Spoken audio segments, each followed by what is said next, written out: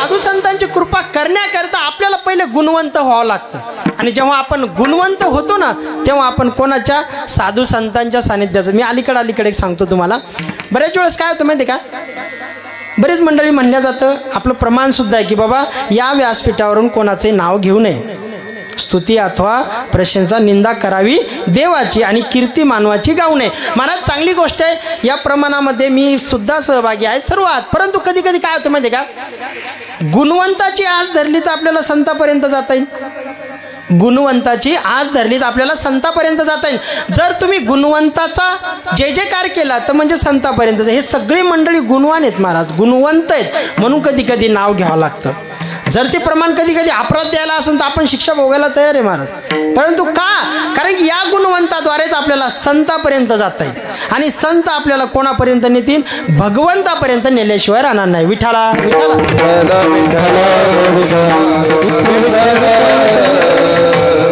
मग त्या स्वरूपाचं सांगायचं झालं महाराज तर मग तुकोबाराय म्हणतात बाबा हेच दास शोधतोय अभंगाचं दुसरं चरण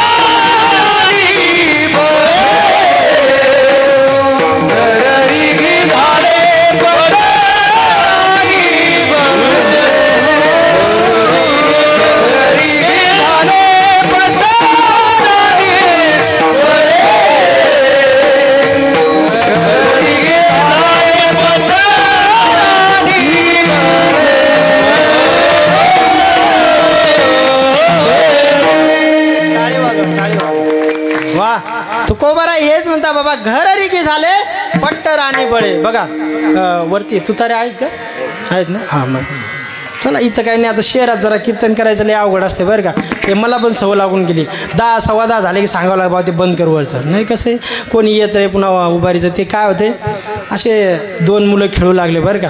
जरासं वातावरण बिघडलं आणि 2 मुलं खेळू लागले.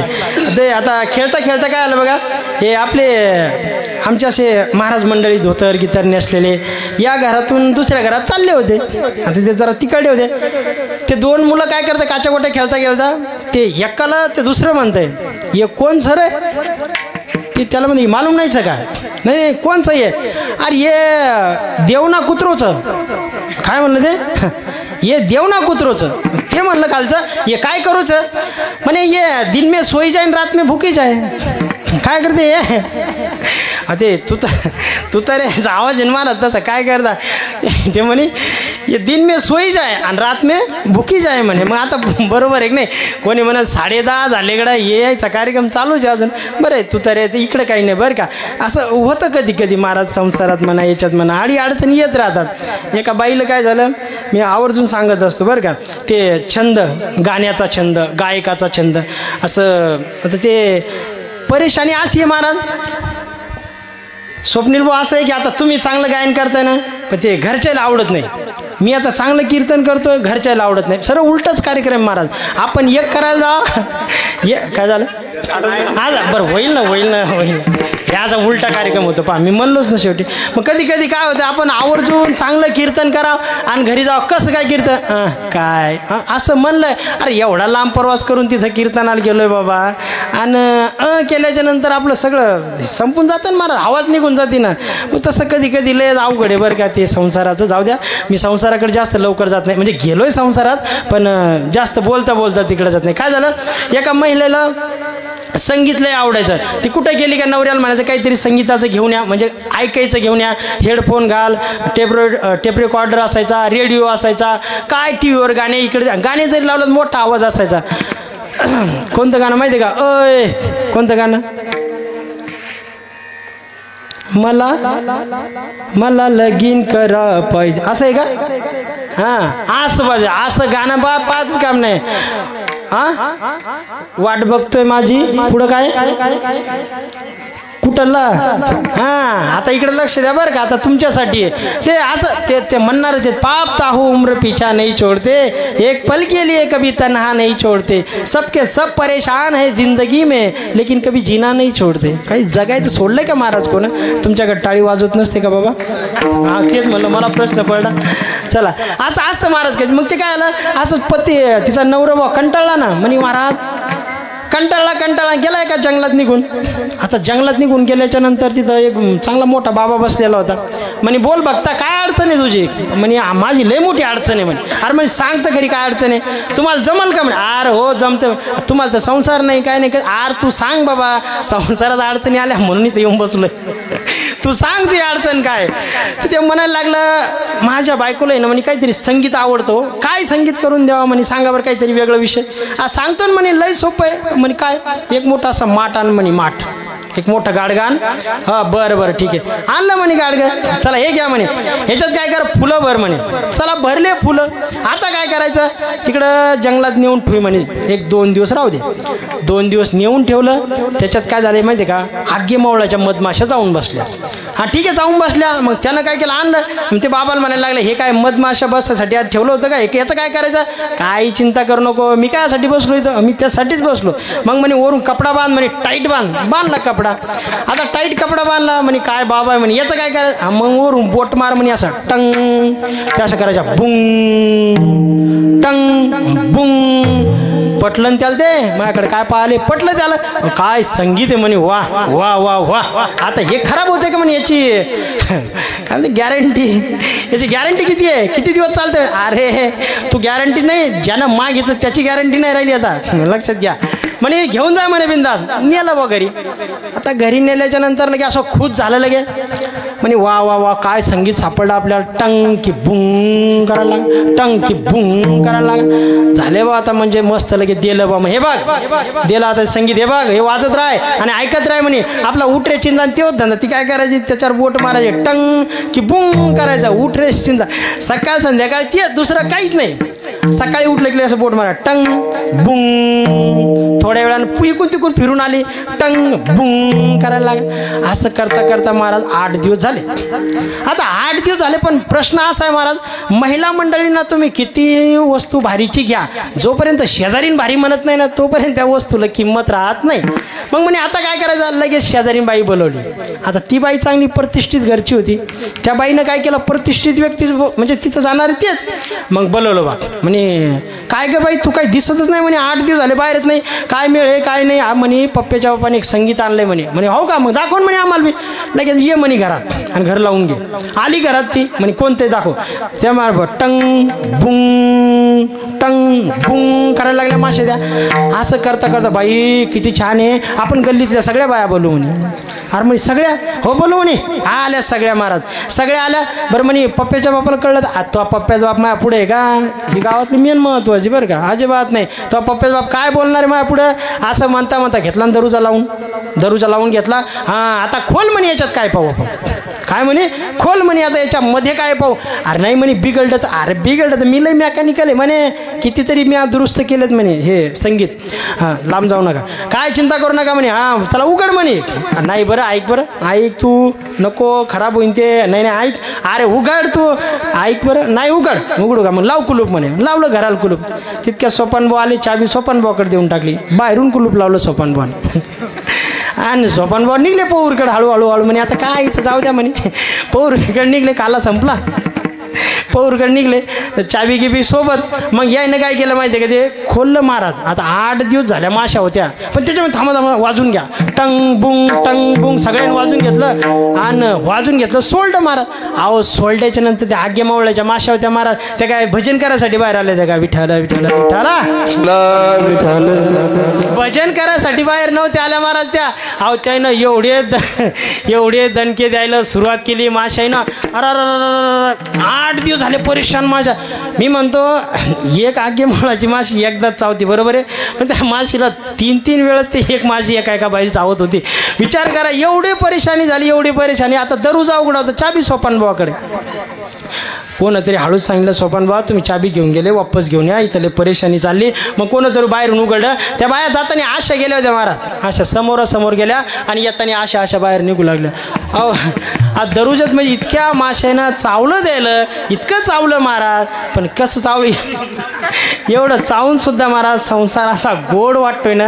आता सगळी चावीत चालू आहे, पण काय माहिती आहे का, सावद्या झाकली मूठ 1.25 लाखाची, कोण याच्यातून बाहेर पडणार आहे का, अजिबात नाही.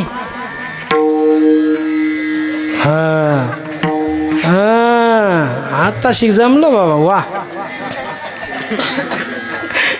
अरे यूं ही निकले थे एक दिन सैर करने, दिलों में बहुत सारे अरमान थे, कुछ हरियाली थी कुछ स्मशाने थे, पैरों तले चुभी एक हड्डी ये बया करने लगी, अरे ओ चलने वाले जरा संभल के चल, हम भी कभी इंसान थे. अरे माणसावर प्रेम करा, वस्तूवर काय प्रेम करायला लागले. वस्तू येणार आहेत निघून जाणार आहे, माणसं जरी आहेत महाराज, माणसांवर प्रेम करणे महाराज. अनेक प्रकारे संतांनी संदेश देण्याचं काम केलं महाराज.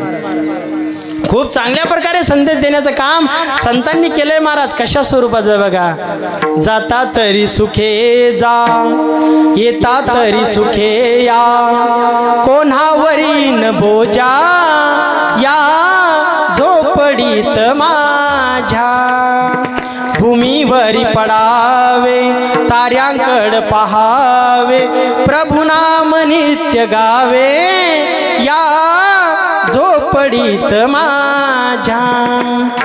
राजा सजी महाली सौख्य कधी मिळाली, ती सर्व प्राप्त झाली या झोपडीत माझ्या. सर्व प्राप्त झाले महाराज. कुठं, या झोपडीमध्ये महाराज. संतांनी भरपूर काही रचना करून ठेवल्या महाराज. तुकडोजी महाराज म्हणतात, अरे रिकामा कशाला फिरत, तुझं गावच नाही का तीर्थ, गाव गरीब राहती उपवाशी, अन्नछत्र लावी लेकाशी, अरे हे दान नव्हे का व्यर्थ, अरे रिकामा कशाला फिरत, तुझं गावच नाही का तीर्थ. तुकडोजी महाराज म्हणतात, जो गावाची सेवा जो करतो तोची कीर्ती कीर्तिमानाने तर तो दास तुकड्या म्हणे जीवन होई सार्थ आणि रिकामा कशाला फिरत तुझं गावच नाही का तीर्थ गावच तीर्थ आहे महाराज तुकडोजी महाराजांचं आहे बरं का मी नाही सांगणार तुकडोजी महाराज म्हणतात अरे रिकामा कशाला फिरतात जे काही आहे ना ते करून दाखवण्याची जिद्द ठेवा महाराज जिद्द ठेवली ना भगवंत सुद्धा आशीर्वाद देईन विठाला विठाला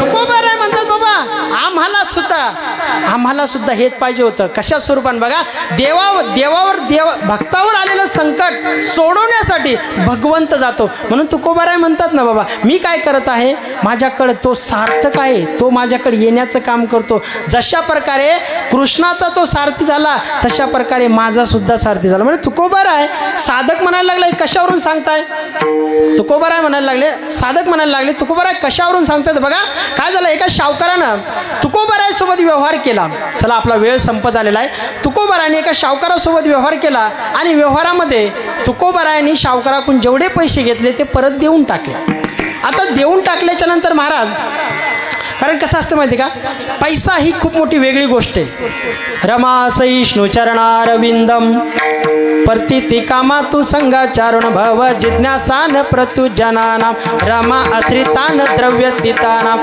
धन कुबेरान प्रतिभवाना त्यक्त्यक्तनानान किंजिनीनानान पवित्रनानाम त्यक्तदेशदेही प्रत्यक्ष सांगतं की ज्याचं त्याला द्यावंच लागतं महाराज किती पैसा असू द्या त्याचप्रमाणे काय झालं शावकारानं काय केलं तुकोबारायांना दिलेले पैसे तुकोबारायांनी परत केले पण वहीमध्ये नोंद करून ठेवली ती कोणाकडे फक्त शावकाराकडे आणि तुकोबारायाकडे कुठल्याही प्रकारची नोंद ठेवली नाही आता असं म्हणल्यानंतर शावकार परत पैसे मागायला गेले आणि म्हणायला लागले तुकोबाराय तुम्ही जो माझ्यासोबत व्यवहार केला होता त्याचे पैसे बाकी आहेत तुम्ही अजून काही व्यवहार पूर्ण केलेला नाहीये तुकोबाराय म्हणायला लागले अहो व्यवहार पूर्ण झालाय आपला आणि तुम्ही परत कसं काय पैसे मागताय नाही म्हणे तुमच्याकडे काही लेखी पुरावा आहे का जरा बारकाई नाही का तुमच्याकडे काही लेखी पुरावा आहे का तेव्हा तुकोबाराय म्हणाले अहो प्रत्येक गोष्टीसाठी लेखी पुरावा कशाला काहीतरी विश्वास असतो का नाही मी तुम्हाला विश्वासार्थ घेऊन पैसे देऊन टाकले नाही तुकोबाराय तुम्ही मला पैसे दिले नाही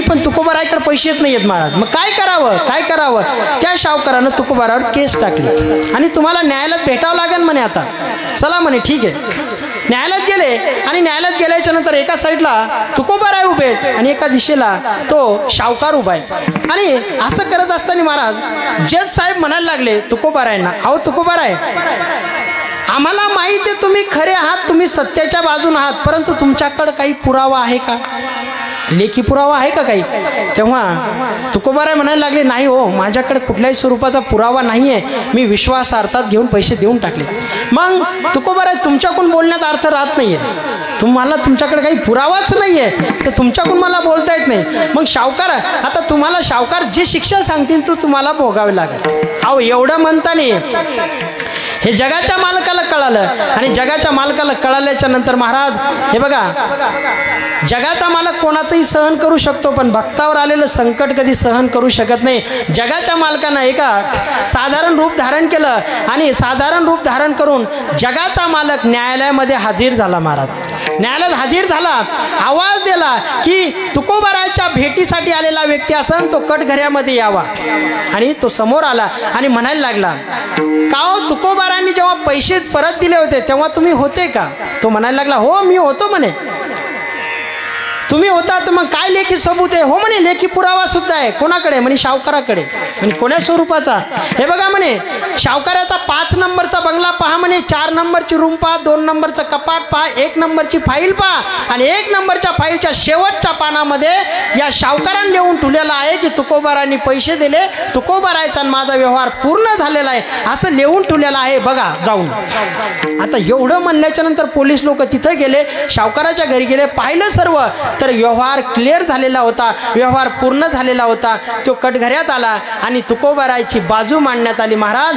तुकोबारायच्या बाजूनं निकाल लागल्याच्या नंतर शावकाराला मात्र त्या ठिकाणी शिक्षा पात्र करावी लागली परंतु हे होत असताना तुकोबारायला प्रश्न प्रश्न पडला, अरे इथं आलं तरी कोण, अरे इथं आलं तरी कोण, कारण व्यवहाराच्या टायमाला दुसरा कोणीच नव्हता, तरी हा व्यक्ती इथं आला कसा. आणि ताबडतोब तुकोबाराय त्या व्यक्तीकडे गेले आणि विचारलं, अहो तुम्ही कोण आहे. म्हणता व्यक्ती अदृश्य झाली. आणि मग जज साहेब म्हणायला लागले, अहो तुम्हाला प्रश्न विचारले मी, याच्यामध्ये मला दुःख नाही आहे तुकोबाराय, पण तुमच्यासोबत आलेला जगाचा मालक पांडुरंग परमात्मा होता, मी त्याला सुद्धा प्रश्न केले. अरे आज या नोकरीवर असताना मला जर जगाच्या मालकाला प्रश्न विचारावे लागतात, उद्या त्याच्या नगरीत गेल्याच्या नंतर मला जर त्यानं प्रश्न विचारले तर मी उत्तर देऊ कोणाला. त्याचप्रमाणे तुकोबाराय म्हणतात, हाच माझा संघ झालेला आहे, हा बळीवंत माझ्या पाठीशी झालेला. अभंगाचं 3रं चरण.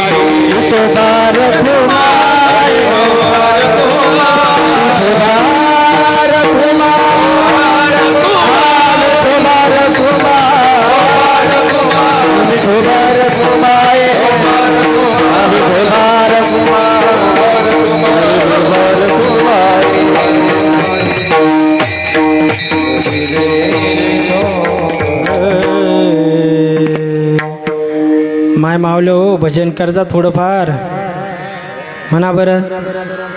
नामदेव जनाबाई म्हणा म्हणा. नामदेव जनाबाई सोपान काका मुक्ताबाई. नामदेव जनाबाई सोपान काका मुक्ताबाई. आमची काकू म्हणत नाही. म्हणा म्हणा. काय कमाल, निवांत बसले, अंगावर शाली गिली घेऊन लगे. आमची इकडे फार महाराज आपण मी बजाव.